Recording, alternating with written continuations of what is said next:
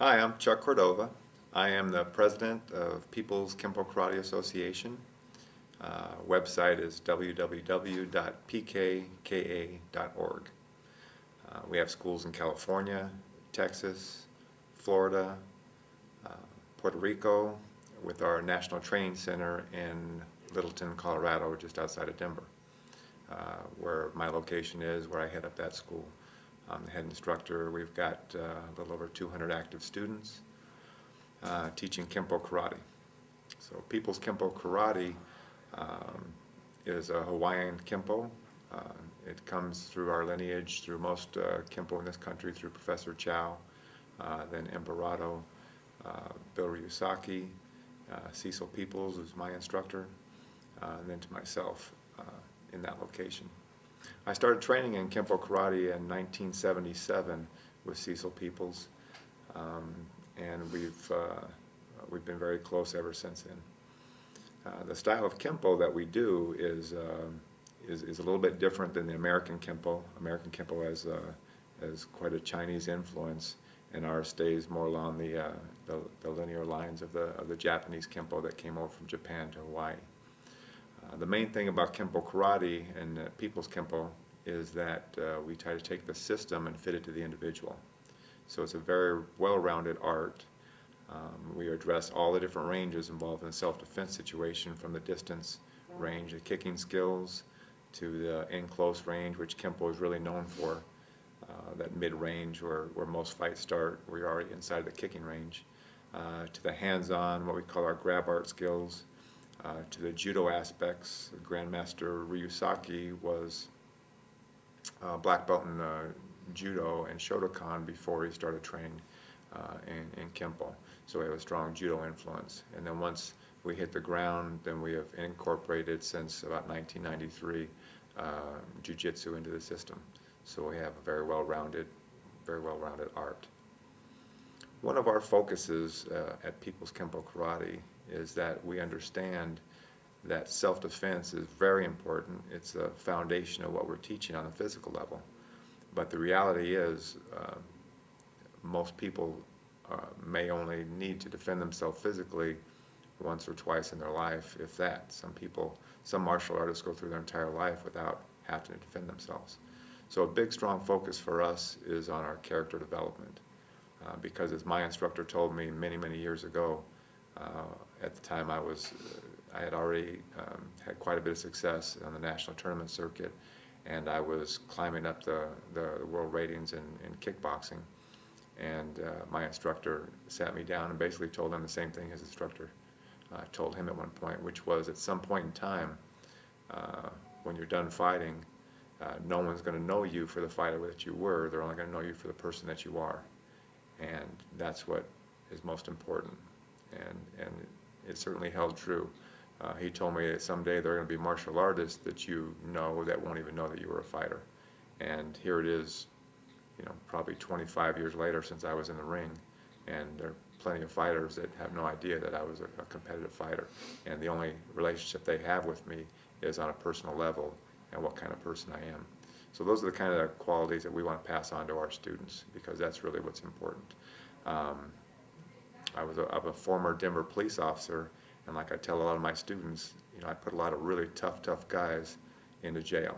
And we can go down to Canyon City, which is a prison in Colorado, and that place is jam-packed full of some of the toughest guys that you never want to meet. But the reality is that didn't get them very far in life. So simply taking martial arts to get real tough shouldn't be your main goal. Martial arts is a lifestyle, it's a way of life. People's Kempo is about what kind of person that you become, and not just what kind of fighter that you are. So although we're really focused on the physical aspects, and we definitely want our students to get really good when it comes to self-defense, we also know that the life skills are what they use on a day-to-day basis. And that's really one of the key issues that we want to get across to people.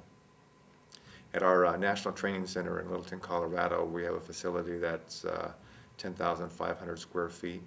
We've got 5 different training rooms. Our main mat is about 2,500 square feet. Then we have a smaller room which we do some of the private lessons in or some of the small groups. Then we have a secondary training room, which is about 1,500 square feet. We also have a room with a boxing ring in it and a lot of heavy bags, so we do a lot of our kickboxing, mixed martial arts training in that room. And then we have a full facility weight room for weight training, just to complement our martial arts. It's important to us that our martial arts schools stay strong, that mind and body work together. That's one of the things that we're starting to lose in our school system in this country. A lot of schools are cutting out physical education out of their programs, opting for more testing, more homework. Certainly the mind is important, but without the body and mind connection, I think that a lot of our schools are going in the wrong direction there, because the mind and body do work together, and it's important that we maintain that. Our philosophy when it comes to fighting, as far as self-defense goes, is that it's a reality. In this world, I think it's more violent than ever, and you need to know how to protect yourself, whether it's a bully situation or a mugger. Again, as I said, as a former police officer, I obviously took a lot of reports from victims, interviewed a lot of criminals, and I kind of saw how those pieces fit together.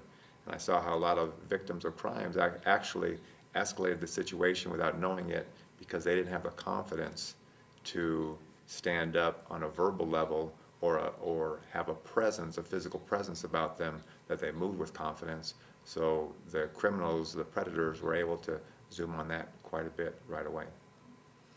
One of the other things that we focus on, which is really important with us at People's Kempo Karate, is child safety. One of the things that we've done recently, we launched it about 2 years ago now, in conjunction with Julie Clark of Baby Einstein, founder of Baby Einstein, and John Walsh of America's Most Wanted, is we launched the Safe Side safety videos. So right now there are 2 safety videos out there. There's Stranger Safety, which was the first DVD that we shot. We shot that in California. And then we shot the Internet Safety video, which was shot in Texas. And both of those, if you go to thesafeside.com, you can get information on those, and they're very valuable for teaching kids safety. So they're done in a very fun way. They're humorous because we've got little kids watching them, and it's a scary situation to handle. But if you handle that in the right way, as you know, as parents, if you have a DVD or a video that your kids like to watch, they'll watch it over and over and over again. So People's Kempo Karate was instrumental in getting this video out there. And again, if you go to www.pkka.org, that can also link you to the Safe Side website, where you can get information on those DVDs. A great success story with that is Texas, the state of Texas, with Lieutenant Governor Dewhurst. They just adopted the Safe Side DVDs and workbooks for their safety program K through 2 in the state of Texas. And all 1,037 school districts in Texas have adopted this and have a library of Safe Side DVDs that they are out on loan for the kids, and the teachers will teach that program in the classroom.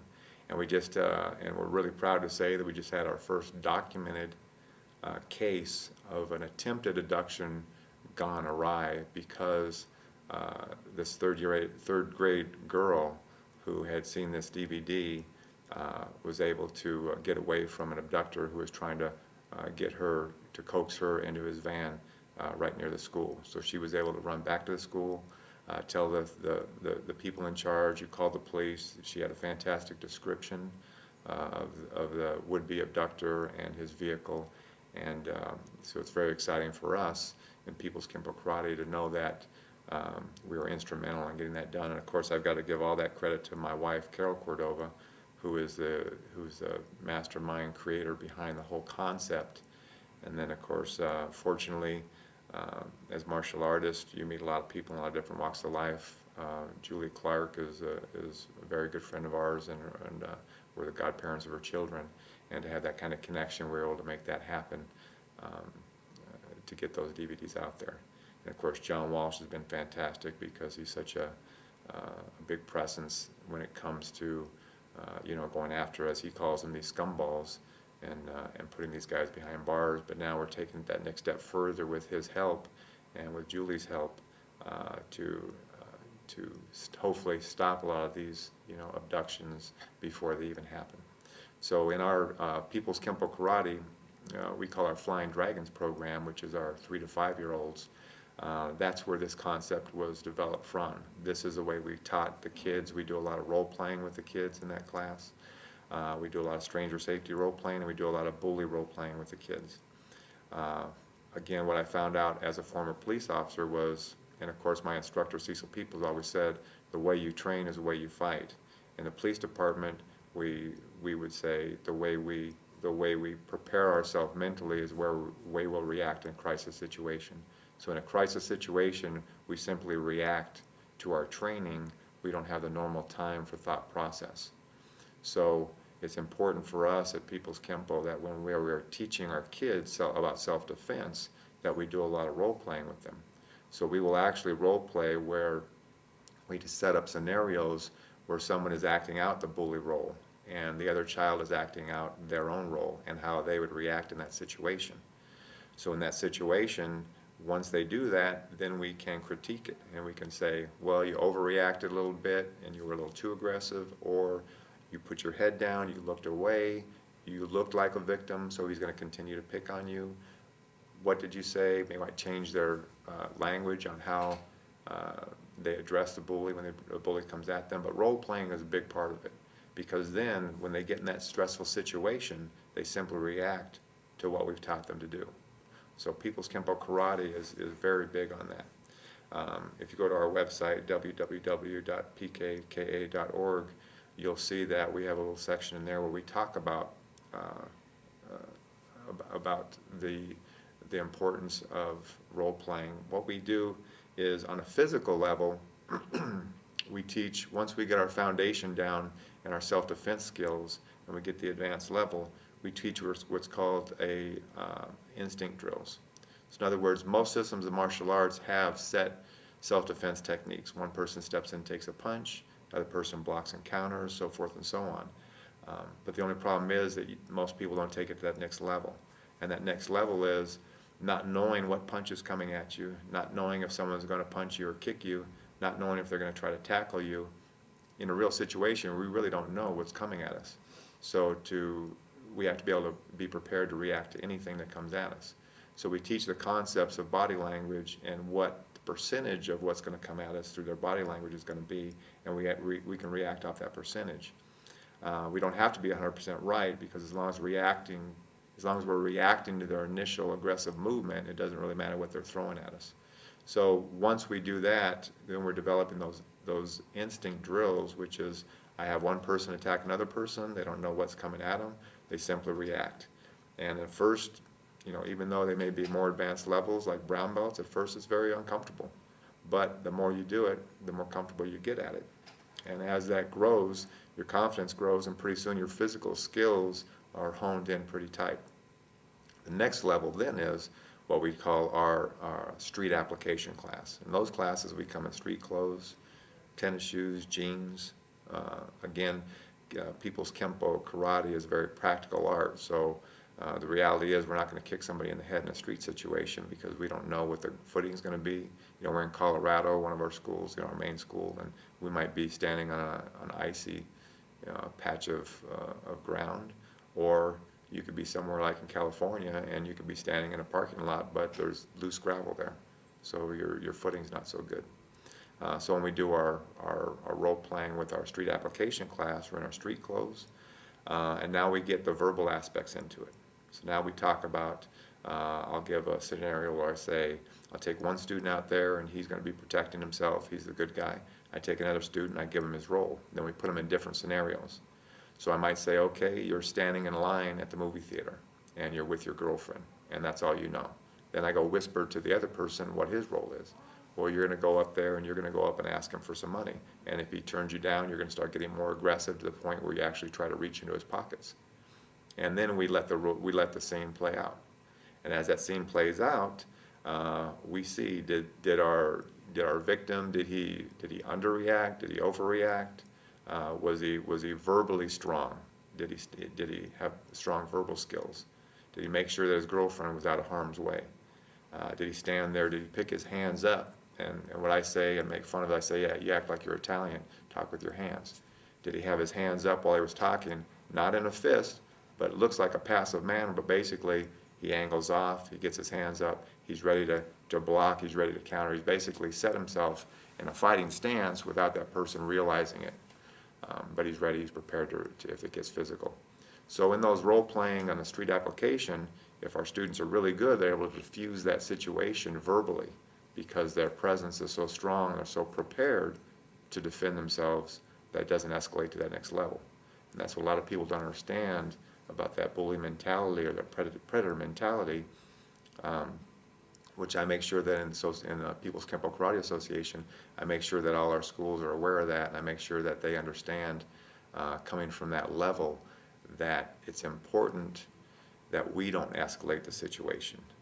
A lot of people don't understand how that happens, but I've seen it many, many times as a police officer taking reports. By interviewing the victim and them explaining to me what happened, I could see where they showed so much weakness that it allowed the predator to escalate the situation and turn into a violent encounter. I think most martial artists, and I think that's where the idea that a martial artist doesn't have to fight to defend himself, is that in reality it's not turning the other cheek. In reality, it's the fact that we're so prepared to defend ourselves or defend our family, and that confidence radiates because we have the physical skills that we can protect ourselves. And that confidence radiates, and that's what allows us to not fight in a confrontation, because we allow that person to back out of it too. We don't want to, pin that assailant into a corner so where they feel like they have to fight us. But if they come on strong to us and we stand our ground and we're prepared to defend ourselves, many times that attacker backs off, because what a predator is really looking for and what a bully is really looking for is weakness. And when they find the weakness, they exploit it. If the weakness isn't there, they get caught off guard. They move on to someone else. And that's one of our philosophies when it comes to our self-defense. A little background on myself is I grew up in the inner city in Los Angeles in a real tough neighborhood. Gangs, being half Mexican and half white, all the kids in that neighborhood spoke Spanish except for me. My father wanted me to be American, so he didn't want me to speak Spanish. It just caused me a lot of difficulty in my youth. But it did give me a sense of the importance of being able to defend myself. And watching David Carradine on the Kung Fu series, I thought, wow, how awesome is this? That guy isn't afraid of anything. He's so calm, he doesn't get rattled. Whereas me, as a young teenager, 13 years old, I walked around with that pit of fear in my stomach, that nervous fear. And it wasn't any fun to live like that. So my attraction to martial arts was on that physical level, was on that level of wanting to be able to defend myself. So again, I met my instructor when I was 19, was when I finally found him. And walked into school, saw what they were doing at the karate school there, and the self-defense looked awesome. It was, first of all, this was back in '77, it was the only school I saw with mats at the time. They were throwing each other and, hard, and yet, even though through all that physical self-defense, I saw a lot of camaraderie in the school. So I joined up there. 1980, I got my black belt. Moved out to Colorado, actually, in '79. I stayed out there a year, competed as a black belt, even though I was a brown belt, and was one of the top-ranked fighters in that 5-state region way back when Karate Illustrated was doing the ratings. Went back to California and then finished out and got my black belt, like I said, in 1980. And then I moved back to Colorado after that. 1986, I became a police officer. 1991, I took a lateral transfer to the fire department, which allowed me to open People's Kempo Karate in 1993. So we've had our school in Littleton, Colorado since 1993. I would say, to me, one of the most rewarding parts of teaching martial arts and owning People's Kempo Karate is the positive effect that we've had on so many lives, kids and adults. And it's always amazing to me when a grown man or a grown woman will come and tell us what a great positive thing it's been for their life to be involved in martial arts with us. But I've literally seen kids change on a dime in their attitude and in their confidence level. And I've had parents years later come to me and say that it was the best thing they ever did for their kids, that if it weren't for the karate, they don't know where their kids would have been now. But it was a turning point in their life, and they've grown so much from that point. So to me, that's one of the greatest successes that we can have. People's Kempo Karate is growing. Our staff is growing. We have more and more students that are ready to open up their own dojos. So we look forward to the growth in the future, and look forward to having you as a student in People's Kempo. Thank you.